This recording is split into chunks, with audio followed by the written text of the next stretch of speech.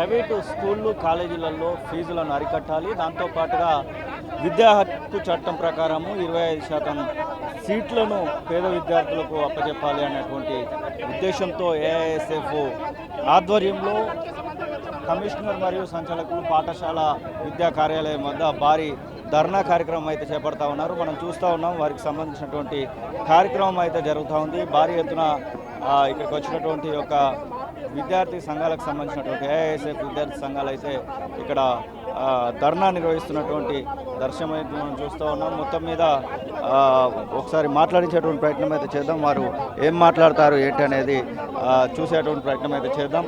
ప్రధానంగా రెండే విషయాలు చెప్తా ఉన్నారు. ప్రైవేట్ కార్పొరేట్ విద్యా సంస్థల్లో ఫీజులను నియంత్రించాలి అంటూ ఏఐఎస్ఎఫ్, అలాగే విద్యను వ్యాపారం చేసిన వారిని ప్రశ్నిద్దామంటూ మరొక వైపు వారికి సంబంధించినటువంటి విషయంలో ఈ యొక్క నినాదాలను అయితే ఇస్తున్నటువంటి సందర్భాన్ని అయితే మనం చూస్తూ ఉన్నాం. మొత్తం మీద ఏఐఎస్ఎఫ్ ఆధ్వర్యంలో చేపడుతున్నటువంటి యొక్క కార్యక్రమం వలన ఒక భారీ ఎత్తున ఇక్కడికి పోలీసులు అయితే చేరుకున్నటువంటి దృశ్యాలను అయితే మనం చూస్తూ ఉన్నాం. మొత్తం విద్యకు సంబంధించినటువంటి విషయంలో కనీసము విద్యకు సంబంధించినటువంటి ఆ యొక్క వ్యాపారాన్ని నిలిపివేయాలనేటువంటి వ్యాపారం చేస్తున్నటువంటి వారిని శిక్షించాలనేటువంటి ఉద్దేశంలో భాగంగా వారి యొక్క ధర్నా మాత్రం కొనసాగుతున్నటువంటి దృశ్యాలను అయితే మనం చూస్తూ ఉన్నాం. విద్యార్థి సంఘ నాయకులు ఉన్నారు. బ్రదర్, ఏం కోరుకుంటా ఉన్నారు మీరు?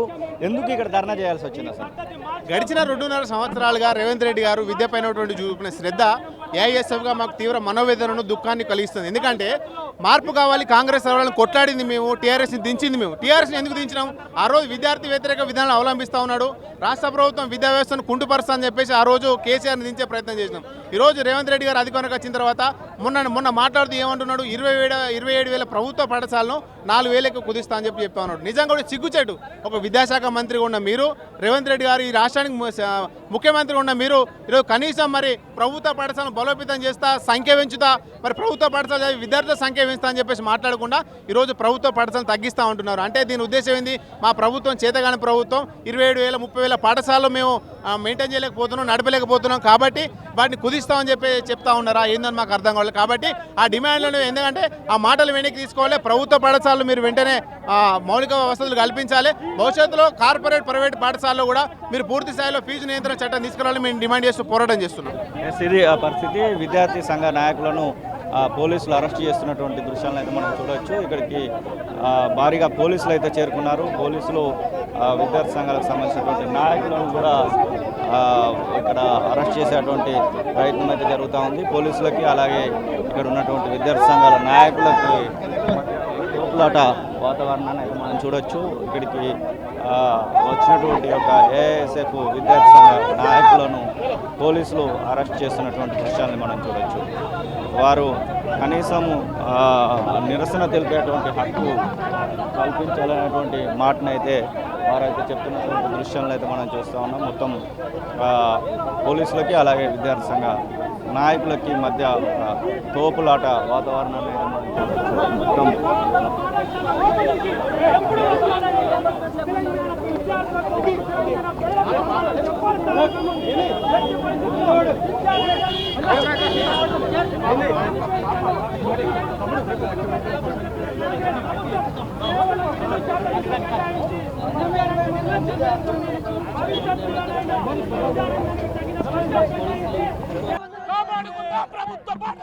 కాపాడుకుందాం. ఈరోజు రేవంత్ రెడ్డి గారు సమస్యలు పరిష్కరించాలని చేస్తే ఈరోజు విద్యార్థులను అరెస్ట్ చేస్తున్నారు.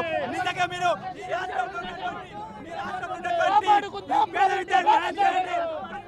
రాష్ట్రంలో కాంగ్రెస్ ప్రభుత్వం ఫీజుల దోపిడీని అరికట్టే తమ్ముందా?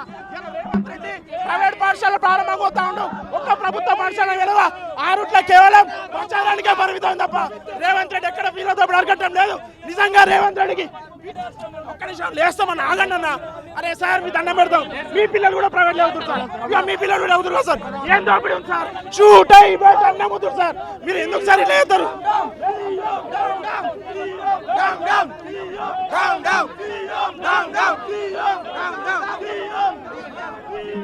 కేవలం 8 భవిష్యత్తు నిధులు మాత్రమే కేటాయించి ఈరోజు విద్యారంగం పట్ల నిర్లక్ష్యం వహిస్తూ ప్రైవేటు కార్పొరేట్ కళాశాల కొమ్ము కాస్తూ యూకేజీ ఎల్కేజీ విద్యార్థులకు కూడా లక్షలాది రూపాయల డొనేషన్ తీసుకునే సందర్భంలో తెలంగాణ రాష్ట్రంలో విద్యా హక్కు చట్టం ఎక్కడ అమలవుతుందని చెప్పి ముఖ్యమంత్రి రేవంత్ రెడ్డిని మేము ప్రశ్నిస్తున్నాం. ప్రైవేటు విద్యార్థులకు ప్రైవేటు పాఠశాలకు ఈరోజు ఓపెనింగ్లకు వెళ్తున్నటువంటి ముఖ్యమంత్రి రేవంత్ రెడ్డి ప్రభుత్వ పాఠశాల ఓపెనింగ్కి ఎప్పుడు వెళ్తాడో ప్రజలకు విద్యార్థులకు సమాధానం చెప్పాలి.